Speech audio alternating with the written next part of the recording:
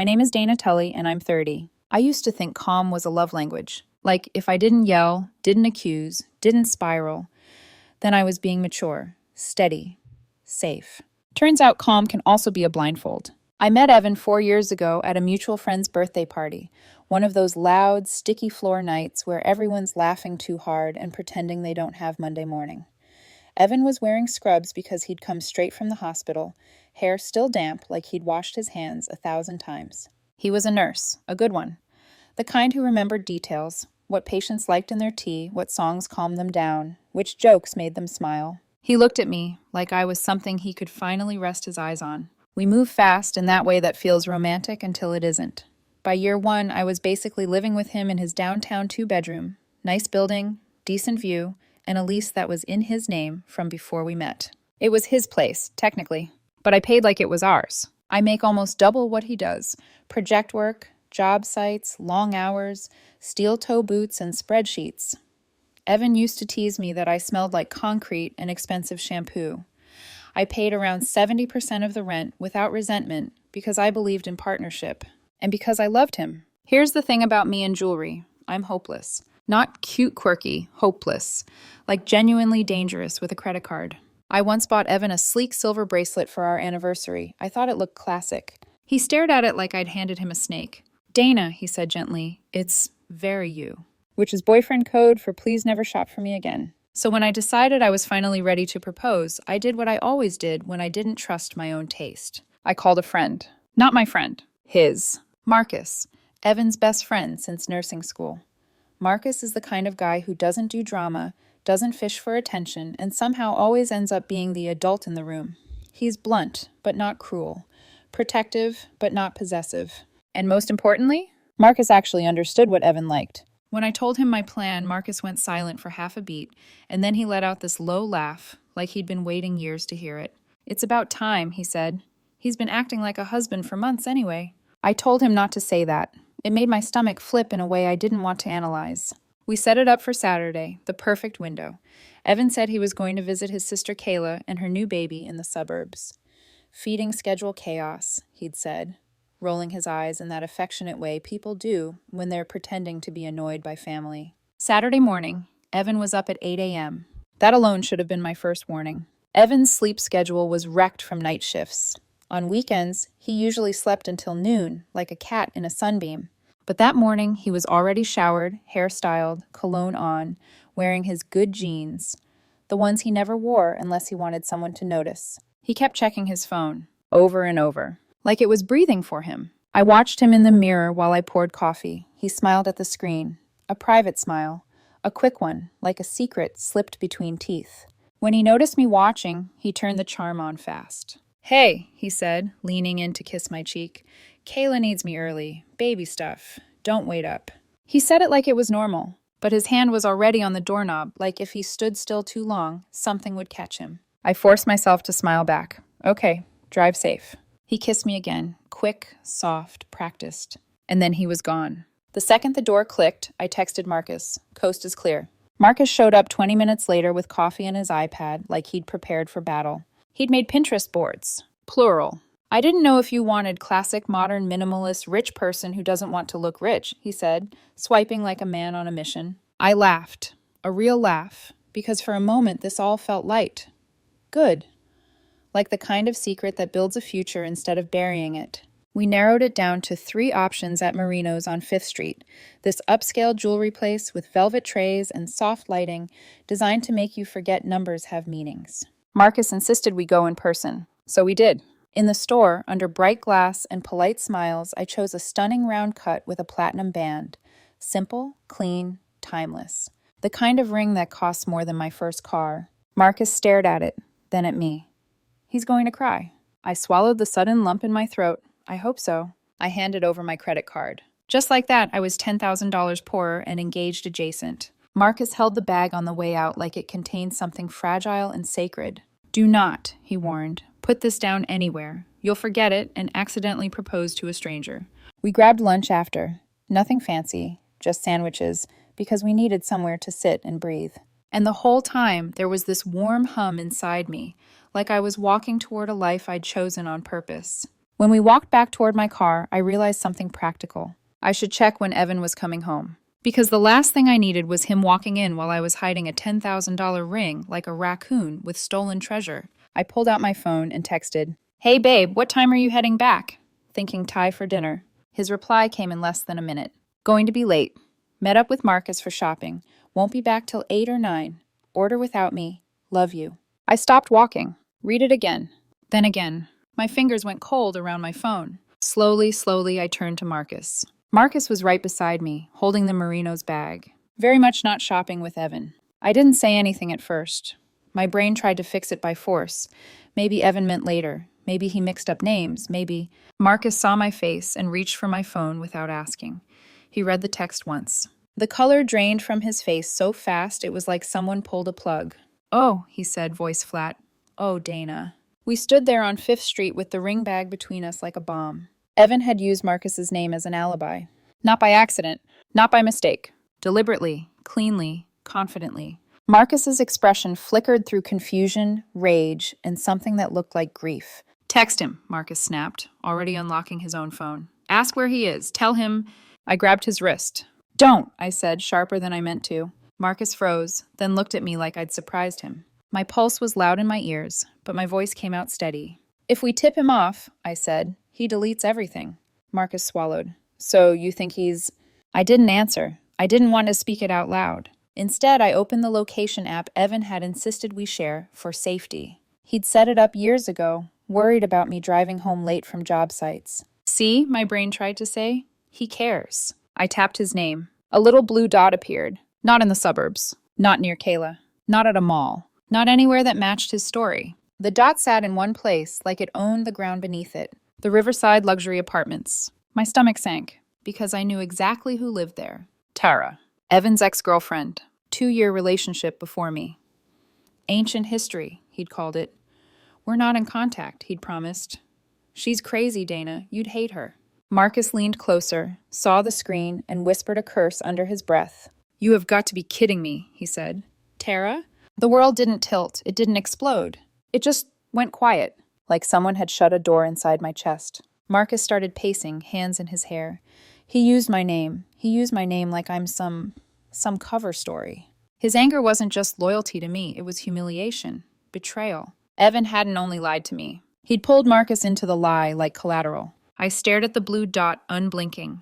$10,000. 4 years. And a man who could kiss me goodbye and then text "love you" while walking into his ex's building. Marcus stopped pacing and looked at me, eyes hard. "What do you want to do?" The old version of me would have confronted Evan immediately. Called him. Screamed. Demanded answers. Fallen into a 3-hour argument where he cried, apologized, accused me of being paranoid, and somehow I ended up comforting him. But something about the ring bag in Marcus's hand changed the math. Because I was holding proof, not of the affair yet, but of the lie. And lies always had siblings. I exhaled slowly. "We don't do anything," I said. Marcus blinked. "Dana." "Not yet," I repeated. "We watch, we confirm, we get the truth where he can't twist it." My calm wasn't kindness anymore. It was strategy. Marcus stared at me like he was seeing me for the first time. Then he nodded once, sharp and certain. "Okay," he said. "Tell me what you need." I looked down at my phone again. Evan's dot was still at Riverside. Still, like he had nowhere else he'd rather be. And I realized, with a strange, icy clarity, I wasn't about to beg for loyalty. I was about to collect evidence. And when the moment came, I would make sure Evan lost more than me. I would make him lose the version of himself he'd been pretending to be. Marcus didn't talk on the drive back to my place. Neither did I. The city blurred past the windshield. Sunlight on glass towers. People crossing streets with coffee in hand. A woman laughing into her phone like the world was uncomplicated. It felt obscene, like the universe had no idea I'd just watched my relationship fracture in real time. Marcus held the Merino's bag in his lap like it weighed 50 pounds.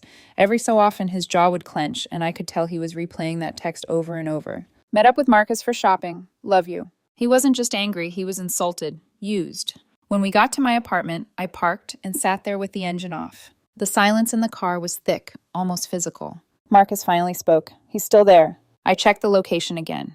Blue dot, Riverside. Same building, same spot. 2 hours now. I stared at it until my eyes burned.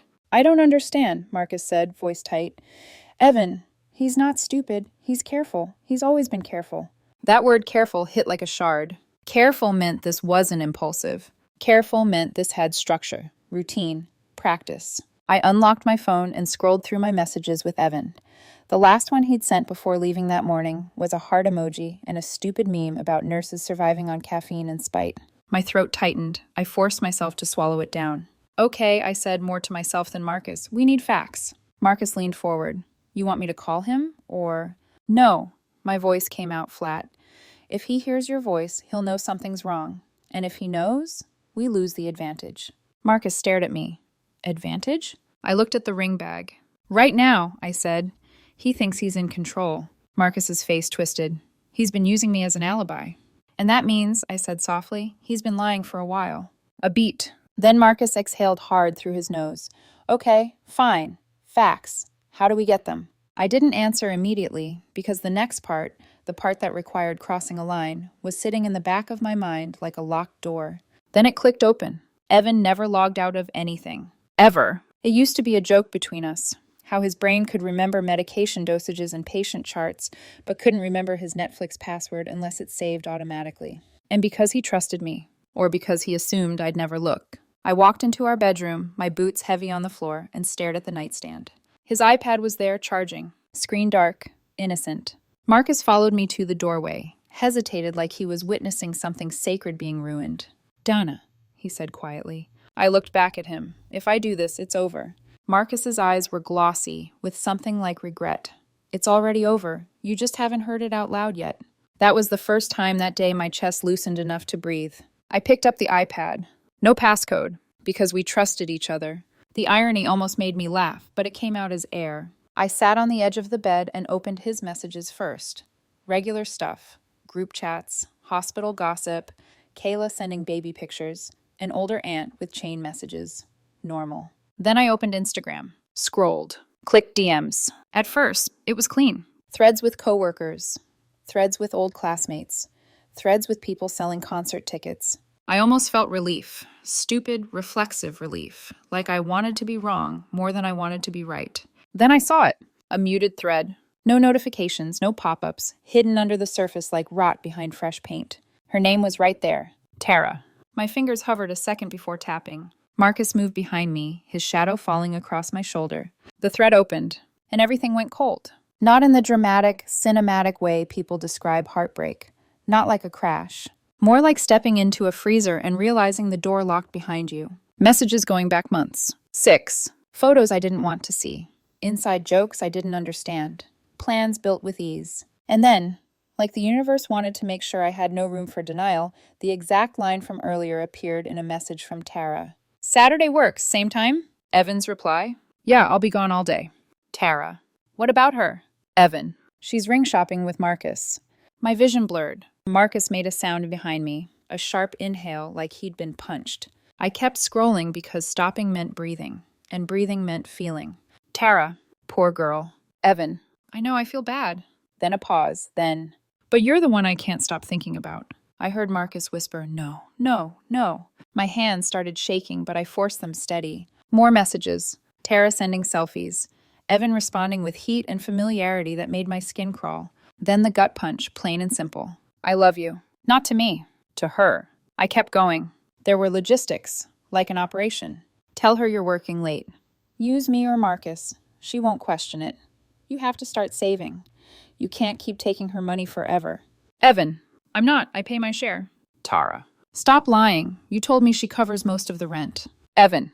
Yeah, but it's because she wants to. She likes being the provider, makes her feel important. My stomach lurched. I couldn't even be offended. I was too stunned at the cruelty. I'd been proud of how much I gave. I thought it was love. To him, it was a personality flaw he could monetize. Marcus stepped closer, voice shaking with fury. He said that about you? I didn't answer. I scrolled until my thumb went numb. Tara had sent apartment listings. Evan. I can't afford any of those on my own. Tara. Move in with me. Evan. Not yet. Tara. Why?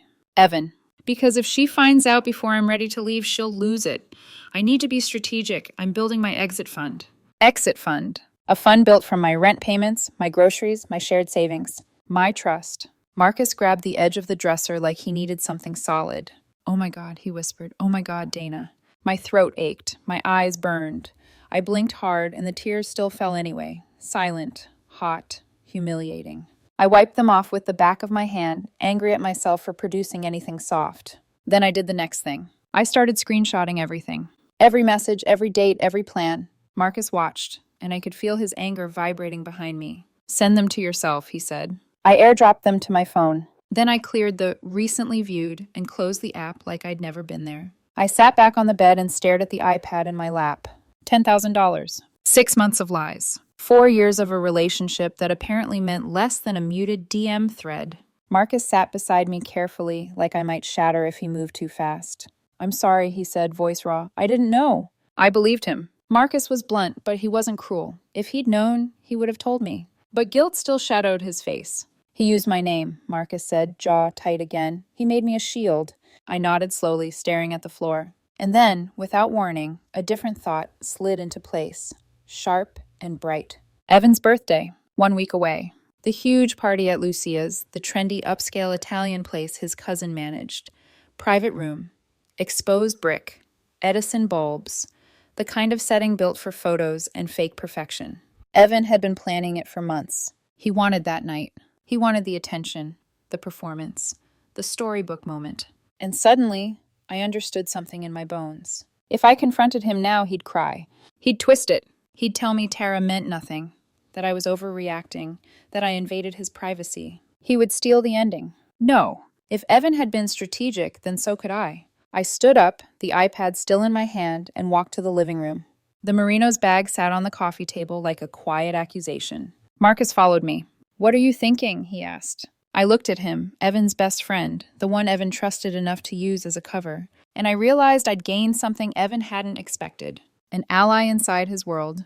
I'm thinking, I said slowly, that Evan thinks I'm the kind of woman who will break privately. Marcus's eyes narrowed. I'm not, I finished. Marcus's mouth pressed into a hard line. What do you want from me? He asked. I met his gaze. I want you to keep your mouth shut, I said. No hinting, no confronting, no emotional texts, not even a vague, we need to talk to him. Marcus nodded once. I want you to watch, I continued. If Evan lies again, I want to know the details. Times, excuses, names. Marcus's nostrils flared. You want a ledger? Yes, I said. A timeline. He built this. We document it. Marcus looked like he wanted to break something. Then he exhaled and forced calm into his voice. Okay, I'm in. I reached down and lifted the ring box out of the bag. Velvet, heavy, brilliant. A future Evan didn't deserve. And as I held it, something inside me, something that had always tried to be reasonable, to be fair, finally stopped negotiating. Evan had lied with ease. He'd used my love like a resource, so I would stop being the resource. I would become the consequence. I set the ring box back in the bag and pushed it toward Marcus. Hold on to that, I said. Marcus blinked. Why me? Because if it stays here, I said quietly, I might smash it through a wall. Marcus let out a humorless laugh and picked it up carefully, like he was carrying a tiny coffin. I turned back to my phone and checked the location one more time. Blue dot. Still at Riverside. And I realized, with a strange clarity, that Evan wasn't even rushing home. He wasn't even worried. He thought he'd gotten away with it. He had no idea that by lying and using Marcus's name, he'd handed me the cleanest proof imaginable. I stared at the dot until my eyes steadied. Then I looked at Marcus. One more thing, I said. Marcus's eyebrows lifted. If he comes home and kisses me tonight, I said, voice calm and low, I'm going to kiss him back. Marcus looked horrified. I swallowed the bile rising in my throat. Not because I want to, because I need him comfortable. I need him careless. Marcus's expression shifted. Pain, then understanding. You're going to act normal, he said. I'm going to be perfect, I corrected. Because the most dangerous thing you can do to someone who thinks you're powerless is let them think they're winning. Evan came home that night at 9:12 p.m. I know because I checked the time like I was logging evidence for a case file. The door opened, keys tossed into the bowl, shoes kicked off with the same careless rhythm I'd watched for years. He smelled like citrus soap and something sweeter. Her shampoo, probably. I didn't ask. I was on the couch, laptop open, legs tucked under me like it was any other Saturday night. Hey, he said easily, leaning down to kiss my forehead. Sorry I'm late. Kayla's exhausted. Baby stuff is no joke. I smiled. A real smile, soft, understanding. It's okay, I said. I ordered Thai. It's in the fridge. He relaxed instantly. I felt it in the way his shoulders dropped, in the way he didn't hesitate before kissing me again, longer this time. You're the best, he murmured. I wrapped my arms around him and hugged him back, and something inside me went very still. That was the moment I understood just how good Evan was at this. He didn't hesitate. He didn't flinch. He didn't over-explain. He lied like it cost him nothing. Over the next week, I became everything he expected. Attentive, affectionate, easy. I asked about his shifts. I listened to his stories. I laughed at the right moments. I brought home his favorite takeout on late nights. I let him complain about coworkers. I didn't question why his phone was suddenly always face down. When he said, "I'm working late," I nodded and kissed his cheek. When he said, "Marcus and I might grab a drink," I smiled and told him to have fun. And every single time after he left, I documented it. Date, time, excuse. Marcus and I barely spoke out loud anymore. Everything was text, clean, precise. Monday, double shift. Location, Riverside. Tuesday, study group. Location, Riverside. Thursday, emergency call-in. Location, Riverside. By Friday, the pattern wasn't just clear. It was embarrassing. Evan wasn't even creative. While he was busy building his exit fund, I was building something else. A future without him. I toured a one-bedroom downtown on my lunch break Tuesday. Clean lines, floor-to-ceiling windows, a view that made me feel like I was standing at the edge of something new. I signed the lease that afternoon. First and last month, security deposit, my name only. Opening a new bank account felt surreal, like filing paperwork for a life I hadn't officially admitted was over. I transferred my half of our shared savings, $12,000. Not revenge, just math. I ordered moving boxes on Amazon and had them delivered to my friend Jake's house. Jake, who'd helped me move 3 times in the last decade and didn't ask questions unless you wanted to answer them. The property manager, Rita, didn't even pretend to be surprised when I explained. She sighed into the phone. "I've been doing this long enough to recognize the signs," she said. "Finish moving quietly. I won't say a word until you're gone." She paused, then added, "I have a daughter your age. I'd want someone to help her." I thanked her and hung up before my voice could crack. Then I started disappearing, one item at a time. Clothes first. Seasonal stuff Evan wouldn't notice. Winter coats, shoes, work boots, anything I could slide into my trunk without changing the visual weight of the apartment. Then books. Then tools. Then the things that actually mattered. My grandfather's old toolbox from the garage, the signed jersey from my dad, my watch collection, my laptop dock, my camera. By Thursday, I took the bookshelf, the 6-foot one that dominated the living room wall. I waited until Evan was on a late shift. Jake helped me load it into his truck. "You sure he won't notice?" Jake asked. I looked at the empty space on the wall. "He hasn't noticed anything else," I said. And I was right. Evan didn't notice the missing shelf. Didn't notice the lighter closets. Didn't notice that half the living room was suddenly air. He was too busy texting Tara. I watched him do it at dinner Friday night. Phone lighting up every few minutes, face down but glowing like a secret heartbeat. He smiled at the screen without realizing I could see it reflected in the window. That was the moment my anger finally burned clean. Not hot. Focused. Evan's birthday party was Saturday night. Lucia's. Private room. Exposed brick. Perfect lighting for lies. I put on the black dress he loved, the one he always said made me look dangerous. If only he knew. The ring was in my inside pocket, heavy and deliberate. The screenshots were in my bag. Printed, highlighted, labeled. Receipts don't argue. When we arrived, Evan lit up like he was stepping onto a stage built just for him.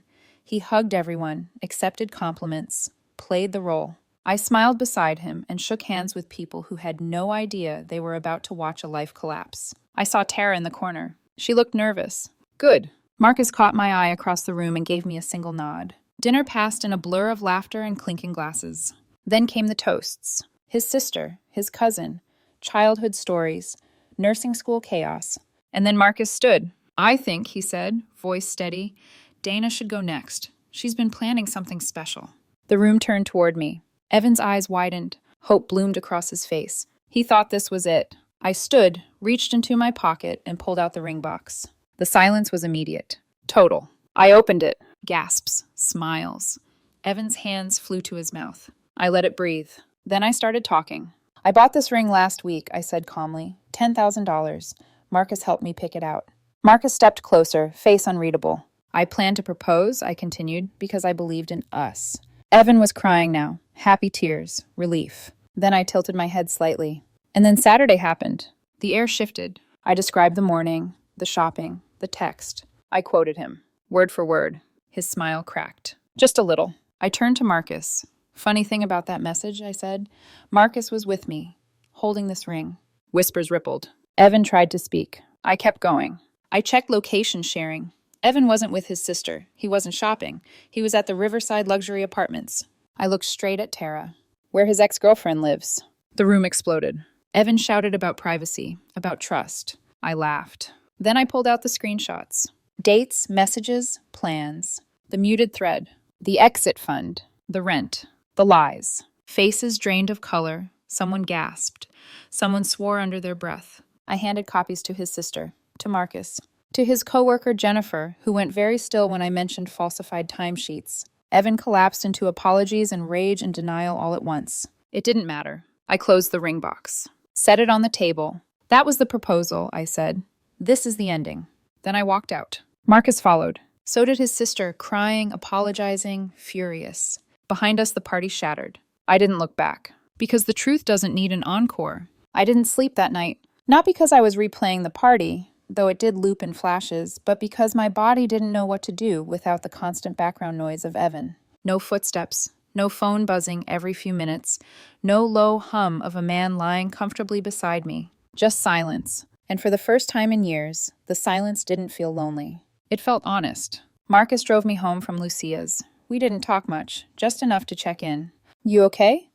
Yeah. You sure? I will be. At my door, he hesitated like he wanted to say more, then stopped himself. I'm here, he said simply. Whatever you need.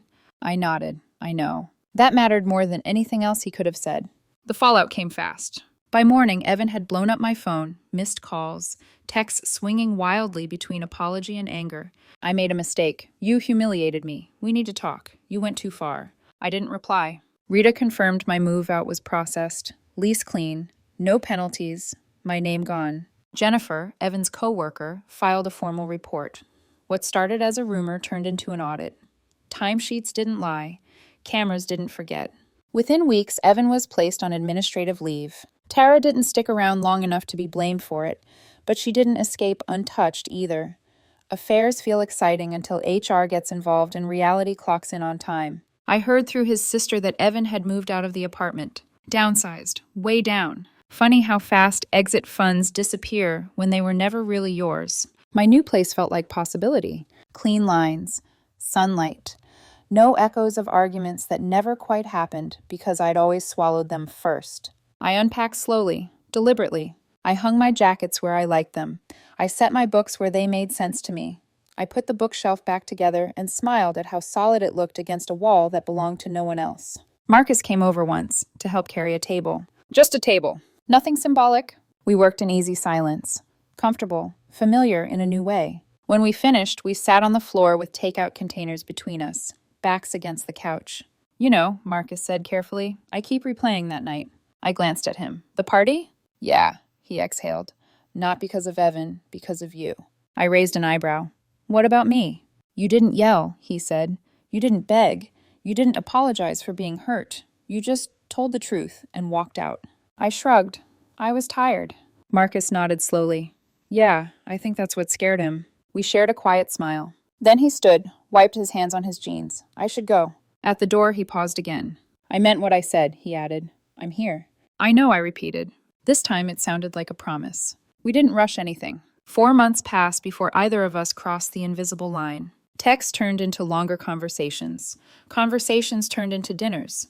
Dinners turned into laughter that lasted too long. One night, after a terrible movie and too much wine, Marcus reached for my hand. Not dramatic, not tentative, just natural. I looked at him, really looked at him, and realized something simple and terrifying. He had always been this steady. I just hadn't been looking at him that way. Is this okay? He asked quietly. Yes, I said, it is. And it was. We took it slow. 8 months in, it felt like breathing. No guessing, no hidden threads, no alibis. When Marcus was upset, he said it. When he was happy, it showed. One evening, standing in my kitchen, he said, I don't want to be like Evan. I blinked. You're not. I know, he said. I just want to make sure I never forget how easy it is to hurt someone who trusts you. I reached for him then, resting my forehead against his chest. That's why you won't, I said. He proposed on a quiet overlook 3 weeks later. No crowd, no spectacle, no $10,000 performance. Just him, kneeling, holding a ring he let me choose. I don't need grand gestures, I told him afterward. I need honesty. Marcus smiled. Good, because that's all I've got. I said yes before he finished the question. The engagement party was at Jake's house. Casual, loud, safe. People who knew the whole story and still chose us. I thought the past was finally behind me. I was wrong, because some ghosts don't knock. They just show up dressed in white. Jake's backyard was already buzzing when Marcus and I arrived. String lights hung from the fence. The grill was smoking, music low and warm in the background. People laughed easily, the kind of laughter that didn't brace for impact. This was our kind of celebration. No speeches, no performance, just people who knew the truth and stayed. Anyway. Marcus's arm settled naturally around my waist as we moved through the crowd. His hand found mine without looking. The ring caught the late afternoon sun, and for once, that shimmer didn't feel like a promise under pressure. It felt earned. Jake handed me a drink and clinked his bottle against Marcus's, two surviving the worst and upgrading dramatically.